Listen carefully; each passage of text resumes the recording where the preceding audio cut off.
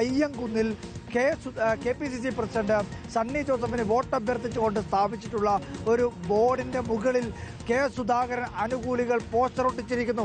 ആ പോസ്റ്ററിനകത്തെ വാചകങ്ങൾ വളരെ സസൂക്ഷ്മം നിരീക്ഷിക്കേണ്ടതാണ്. അതിൽ പറയുന്നത് ഇങ്ങനെയാണ്: നന്ദി കാണിച്ചിട്ടില്ലെങ്കിലും നന്ദി കേട് കാണിക്കരുത് സണ്ണി.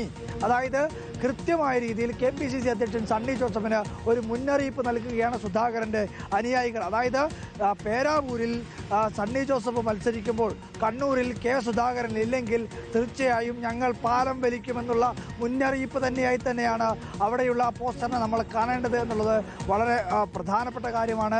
ആ ഒരു ഭയം, അതായത് സുധാകരൻ ഏതെങ്കിലും ഘട്ടത്തിൽ ഇടഞ്ഞു നിന്നു കഴിഞ്ഞാൽ സ്വാഭാവികമായും അതിൻ്റെ പ്രതിഫലനം പേരാവൂർ നിയോജക മണ്ഡലത്തിൽ ഉണ്ടാകുമെന്നുള്ളൊരു ഭയം നേതൃത്വത്തെ സംബന്ധിച്ചിടത്തോളമുണ്ട്. പ്രത്യേകിച്ച് സണ്ണി ജോസഫിനെ സംബന്ധിച്ചിടത്തോളമുണ്ട്. അതിലേറ്റവും പ്രധാനമായി കഴിഞ്ഞ നിയമസഭാ തെരഞ്ഞെടുപ്പിൽ 4000 താഴെ വോട്ടുകൾക്കാണ് സണ്ണി ജോസഫ് പേരാവൂരിൽ ജയിക്കുന്നത്. ഒരുപക്ഷെ ഇപ്പോൾ കരുത്തനായ ഒരു എതിരാളി കൂടി വന്ന ഘട്ടത്തിൽ മത്സരം കട്ടയ്ക്ക് കട്ട എന്ന രീതിയിലാണ് പേരാവൂരിൽ നിൽക്കുന്നത്. ആ ഘട്ടത്തിൽ സുധാകരൻ്റെ അനുയായികൾ കൂടി സണ്ണി ജോസഫിന് എതിരാവുകയാണെങ്കിൽ സ്വാഭാവികമായും പേരാവൂർ മണ്ഡലം കൈവിടുന്നൊരു സാഹചര്യത്തിലേക്ക് കാര്യങ്ങൾ എത്തിക്കും. ആ ഒരു ഭയം തന്നെയാണ് നേതൃത്വത്തെ കൊണ്ട് ഒരു പുനർവിചിന്തനത്തിന് പ്രേരിപ്പിച്ചത് എന്ന് വേണം നമുക്ക് മനസ്സിലാക്കാൻ.